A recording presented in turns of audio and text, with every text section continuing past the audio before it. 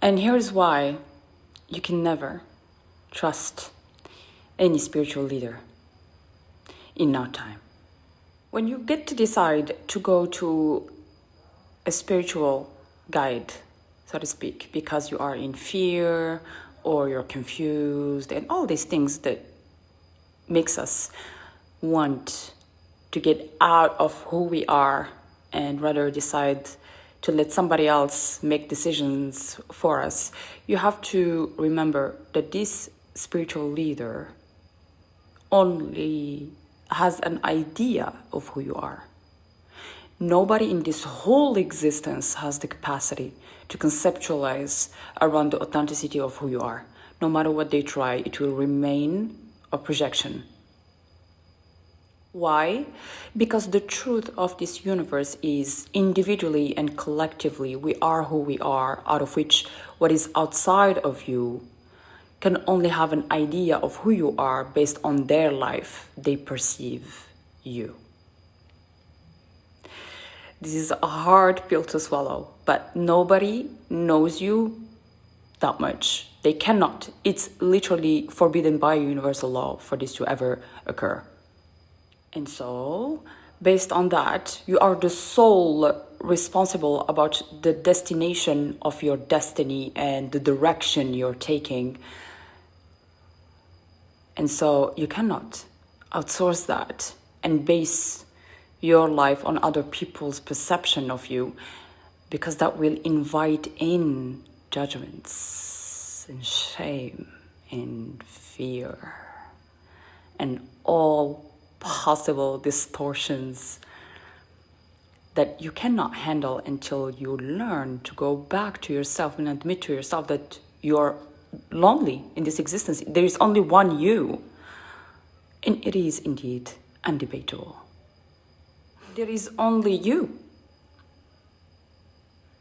Now, of course, collectively, you'd be like, oh, there is these people, yes, there is everything, but the law out of which this creation was conceptualized and therefore created for us as humanity is each of us is as if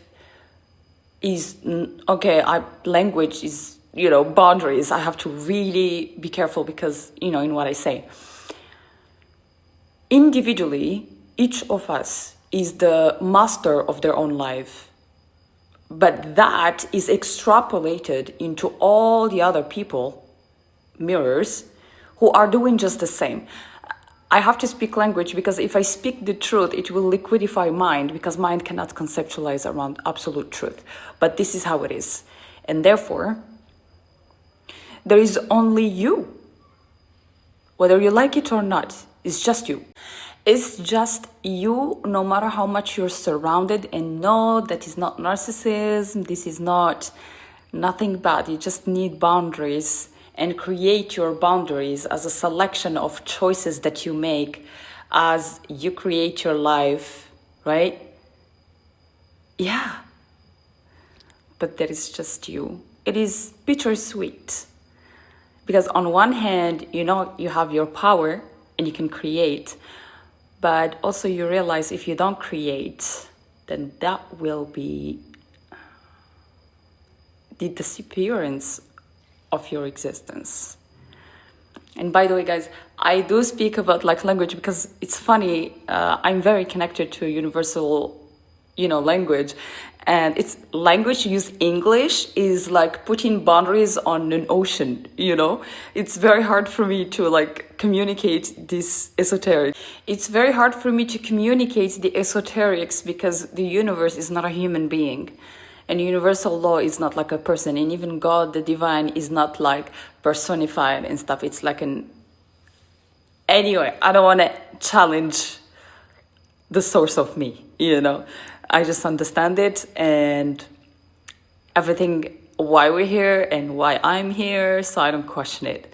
But going back to subject, you're the only one who's here. So imagine when you outsource all that you are to a spiritual leader who just has an idea of you, who's the master of his own life.